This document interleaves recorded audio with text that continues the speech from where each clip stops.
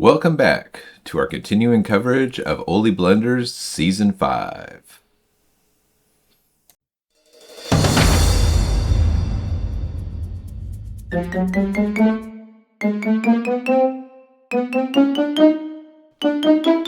First game we're going to look at is Moustafa versus Barbara. They had a good series where each player got a win. And this game I was going to look at because it has a great opening attack. We get D3, D5, G3, E5. So pretty offbeat opening from the white side. Kind of just laying back and letting black take over the center here. And I looked it up in the database, and there was some 2500s that played this game, Pekliza versus Mashadon, back in 2024. So kind of a wild game there. And then pushing out with this F-pawn, and this is a pretty weakening move that Barbara quickly takes advantage of. You can even immediately come in with the check here and just start targeting this king. But bringing pieces out, knight comes off to the side, which does kind of support this pawn. I'd be more worried about protecting this square and trying to get a piece here that will at least let me trade anything off that lands there. When you're defending, trading off pieces is always a good thing. But instead, the bishop comes in, drives the king out.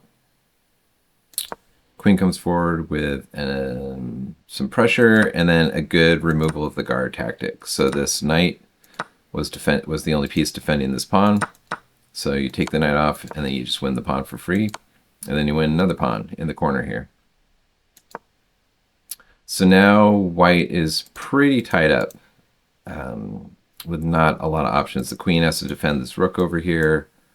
Bishop can't move. Rook can't move. Everything's really tied down. Bringing pieces out, nothing wrong with that. And jumping the knight forward is always risky when you're under severe defense. This knight was one of your defenders back here, and now it's going off on offensive operations all by itself. Good castle. And then the knight takes the pawn. Knight was hanging to the bishop here. So always good to look for those backward defenses. Especially with the queen, because the queen has so many squares that they can cover, which is pretty wild. Like the queen is down here doing total offense and then also technically defending that pawn over there. But rook comes over, drives the knight out. Queen coming over, trying to reinforce some of the pieces. And then the rook slides over to support this pawn. Drives the queen back. And then the queen ends up on a pretty good square here across from the king. And immediately takes advantage of that with this pawn. This pawn cannot capture right now because the king is behind it. And seeing these diagonal pins is a really good skill to get good at, because these diagonal pins are sometimes harder to visualize, but they can be very, very deadly. So we get the pawn gets captured, king gets driven even deeper in the position, check, bringing the king forward. King is looking pretty weak here, and very brave sacrifice, actually it will be a sacrifice of the knight there charging in. I'd probably be lazy and just take the pawn with the knight here and then figure out how to get to the king later. But black wastes no time just driving in and attacking the king, and we are in the chaos bracket, so things will swing on the evaluation bar. This rook over here is hanging. The knight grabs a pawn, so that is the thing. The rook moves again, not solving the issue of what's going on here, but instead moves the rook into line of the bishop as well.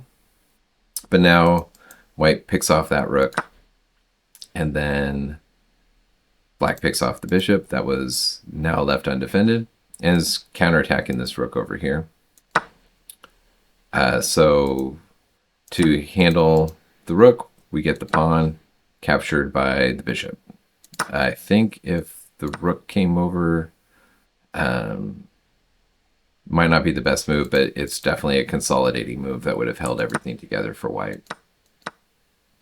So the rook gets taken off, and the queen goes back for the check, and it does look pretty scary back here. There's not a lot of defenders, but the knight's able to drop back, blocking the check, and also reveal a pretty deadly bishop attack on the queen, which white had to defend the bishop and the queen, and there was no way to do it.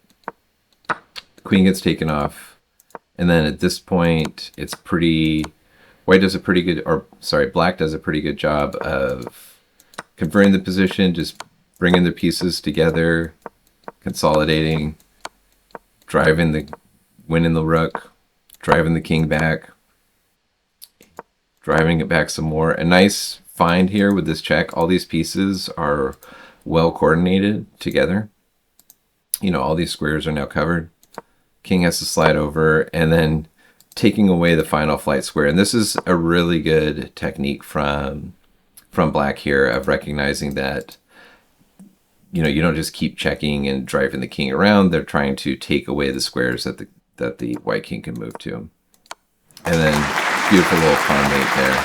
I was looking at this one here, but pawn mate is nicer. So good work.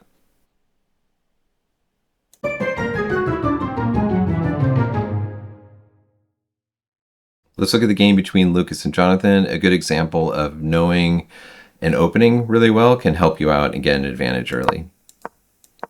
So we get a d4, d5 opening, and we get the bishop coming out, and black takes control of the square here. There's definitely this idea in this position here of the knight coming forward and attacking this pawn. So it's a reasonable defense. I think there's like a more active way that I'd be looking at trying to defend it would be just bringing the bishop out. And actually I should probably turn on analysis to make sure I don't show any bad ideas, but bringing the bishop out here and pinning the knight would be another more active way of stopping that threat in the position. We get the pieces coming out, and so far we've been following Bortnick versus Hansen from 2024. And we get this push g3. And I think this is going a little bit wrong for the black side. This bishop already has good squares available, and you don't really need to add more. This is kind of slow in the position. White's already got 3 pieces out. You should be looking at how many pieces do I have developed versus my opponent. And there are ways that, you know, white can increase the pressure on the position here. So you should be trying to get your pieces out as quickly as possible. The other downside of this pawn is it will become a bit of a hook later on. So again, like you can see, white's just continuing to develop. And we get a trade of the knights in the middle, so at least trying to trade off this aggressive knight that's in the outpost here. But now we got this pin. So the bishop comes over, but still technically this knight is now still pinned to the bishop. And white starts initiating attacks on the queen side by advancing the pawns. And continues to try to pry it open. And I think this is good initiative from white. It doesn't really matter whether this is the objectively best move. It's really hard from the black side. How do you defend this position here? And I think you actually have to start doing things like taking and ending up in very tactical sequences where, you know, you have to see all these lines where you're counterattacking, giving up your dark square bishop, which is hard to do in positions like this. You know, that's the kind of ideas I think you have to see from the black side to continue to hold on to it. Castling, though, unfortunately, is now putting your king right in the line of fire. This pawn is too advanced. It's going to open things up. You got the bishop here. You got this battery over here. The queen could also jump up and start joining the fight. If this rook could come over relatively quickly, so white can just get everything going at the black king. And we get a trade here. I'd probably be looking at taking the knight right away and avoiding any opportunity for closing out the position. For example, if they took this bishop, you could take that way, and now this is game over.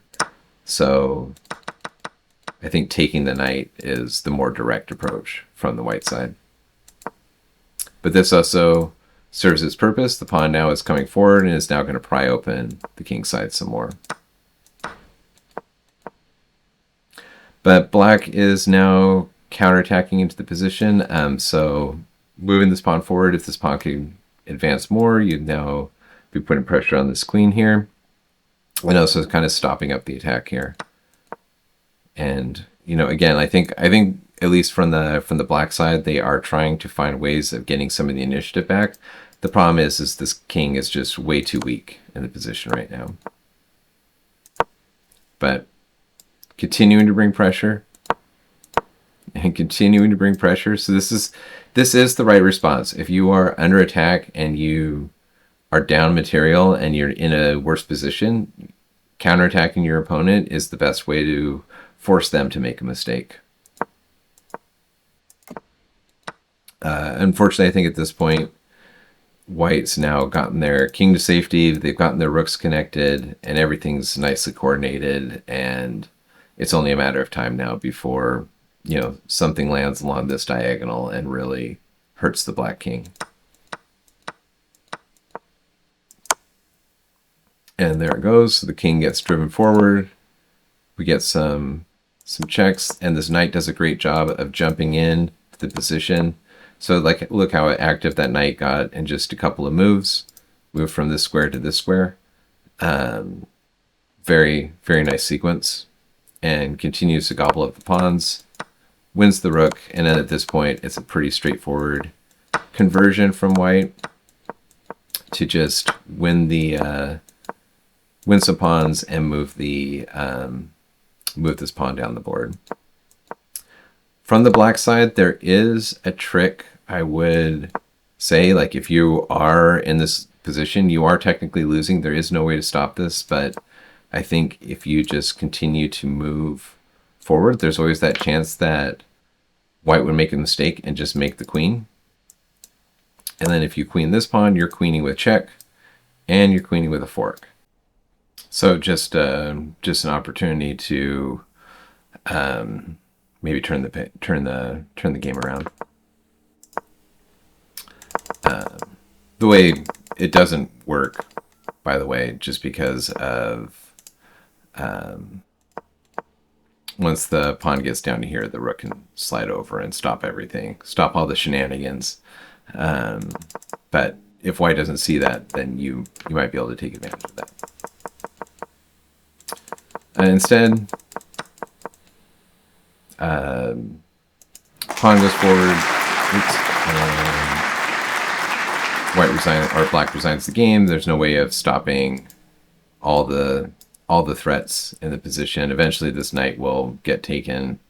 The rook, it's too much material. It's just too much.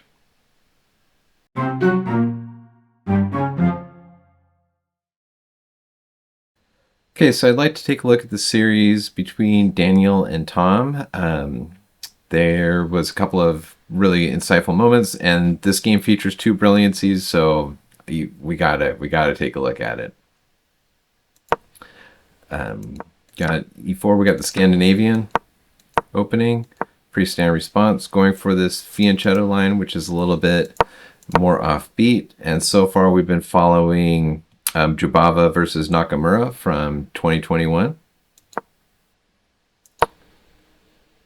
And knight coming off to the side here, leaving this diagonal open for the bishop. And white's being very practical, got their king castled. And this bishop comes out not to an ideal square. I think usually in the Scandinavian, you want your bishop on one of these two places. Along here, it puts pressure on its diagonal. Along here, it's a good defender. Depends on kind of like what your style is. Also, on this E7 square, it leaves open the file for pieces to put pressure down. When it comes out here, it gets hit by the pawn, which then moves it forward.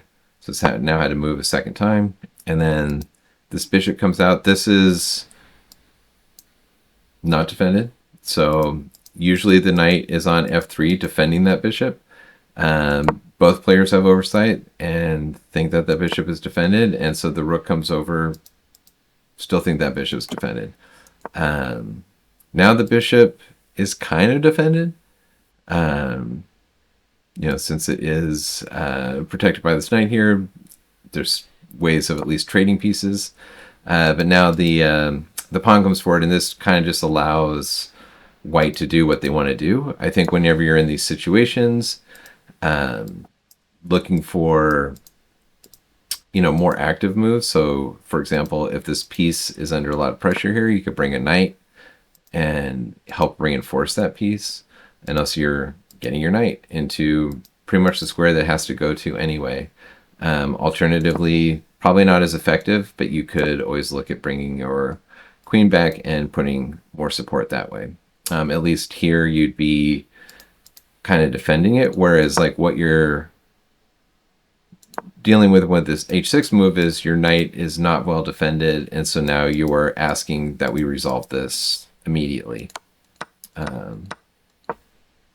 which now allows white to get a great knight outpost. Queen has open diagonals, and black's king is now opened up. So again, kind of foregoing development. I guess this is an attempt to try to get a piece more actively placed. But right now, this pawn is pretty solid, so I'd be looking at probably just bringing, it's not the best. I mean, you're in a tough situation right here, but trying to get, if you could, just making moves. Obviously, this is not what would happen here. But if you could get that knight over here, maybe you have that extra defender you need to help cover some squares.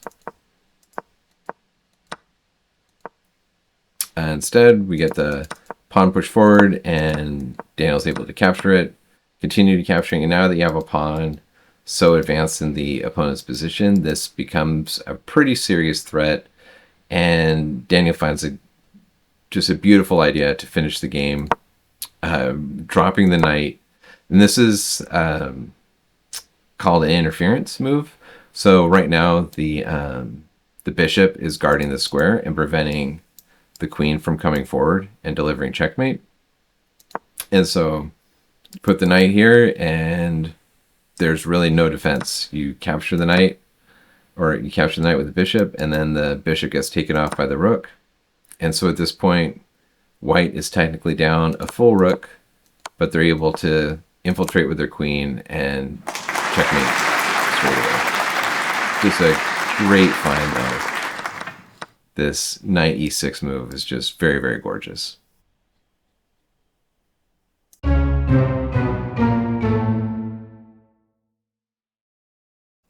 So let's take a look at the next game of the series between Tom and Daniel. Get a symmetrical e-pawn, 4 knights, and love the d-pawn push, very principled play. And this is all pretty standard stuff. In fact, up until this point here, we've been following Carlsen versus Niemann from 2025. And Tom, you're Carlsen. Daniel, you're Niemann. And we get this bishop put out here. If you want to continue to play like Carlsen, you bring the bishop to d3. But this makes sense. Put pressure on the knight. Also helps defend this pawn here. And then the bishop drops back. I think in these...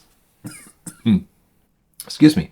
In these Scotch structures, a lot of times the queen comes to e7 to put more pressure along this file here. But we get this queen coming forward, and this is very principled play by white, trying to take as much space as they can and forces the knight back. The knight is looking pretty sad on the square right now. And the bishops are now seeing each other. And I think this is an interesting situation of like, how do you evaluate when to exchange a piece and when do you avoid those exchanges? And at this point, like as white, you have to make a move with this bishop. And so the question is like, would you take this bishop off or not? And I think the way I'd evaluate this is like, which piece is better? And also, what can you do that doesn't compromise your position or like lose any time? And the exchange here would just make the most sense because it's pretty simple. You castle and everything looks fine from the white side in this position. Bringing the bishop back, you're kind of leaving black's most active piece right now, and also this piece is going to support any kind of pushes into the center that and start to challenge this pawn. So from my side, I'd be looking at that exchange. We get the pawn push forward, and then pushing forward again, kind of attacking this bishop. The bishop comes here with the idea of, you know, putting some pressure on these squares.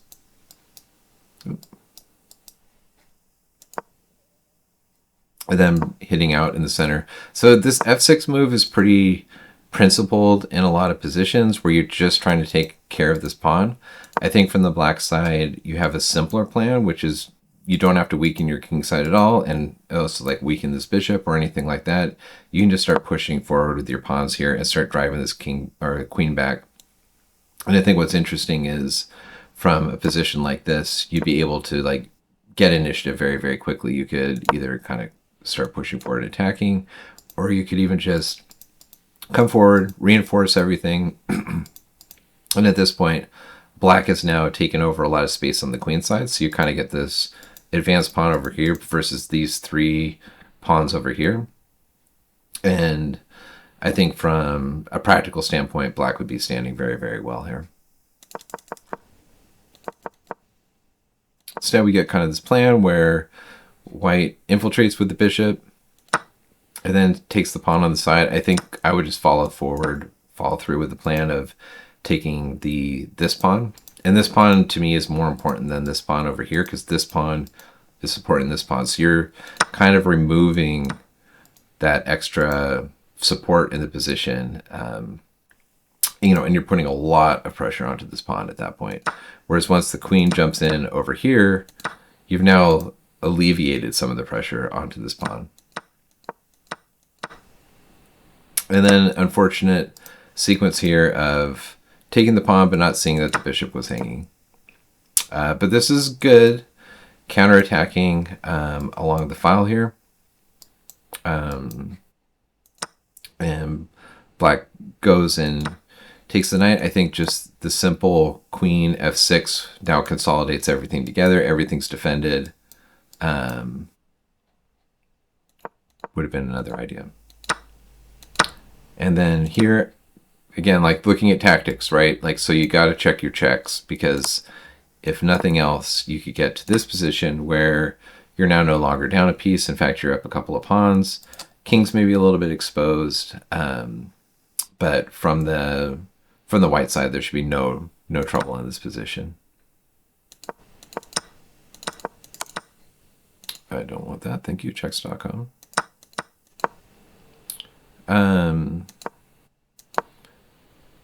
so what black is trying to do is black has the extra piece. They're trying to consolidate their position together, you know, hold on to as many pawns as they can and trade off pieces when possible. But unfortunately, they're leaving open counterplay for the white pieces. So white now has a pin along here. They have a lot of pressure with the queen coming this way. And the queen steps out of the way, which left open the square. So there's always this idea about when a piece moved, like what has changed in the position here. And I think if black had, or if white had come forward, you'd be dealing with this threat along this diagonal here. And I think the only way out is for you know, bringing the rook up, where you would end up into an exchange where you'd have a queen versus two rooks. But these extra pawns should make the difference in favor of white.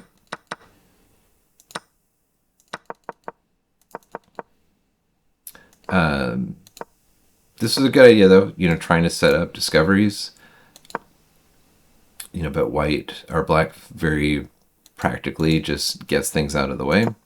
And then white is continuing to build pressure on the position. So, you know, attacking the pieces along here, setting up threats. So white has been doing a great job of building up more and more attacks onto black's camp. And black is pretty much in passive defense. And this is a great strategy when you're down a piece, but you have the more active pieces. It doesn't feel like you're down a piece. In fact, actually, you have 3 pawns for the piece at this point. So I would say the material's technically even at this point.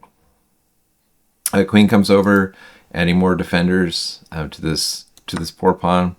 And now the rook comes over and is able to snack up on another pawn. Bishop needs to move somewhere, so retreats.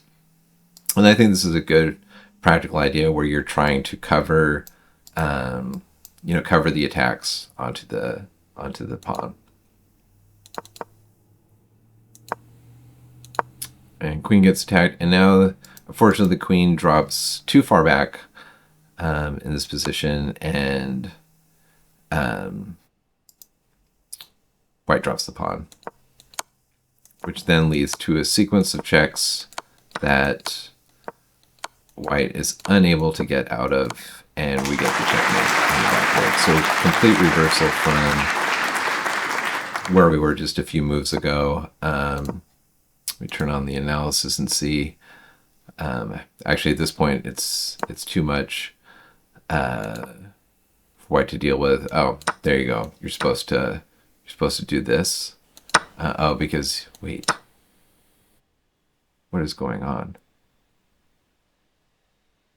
Know my tactics. Oh, you're supposed to see coming back and then over. Okay.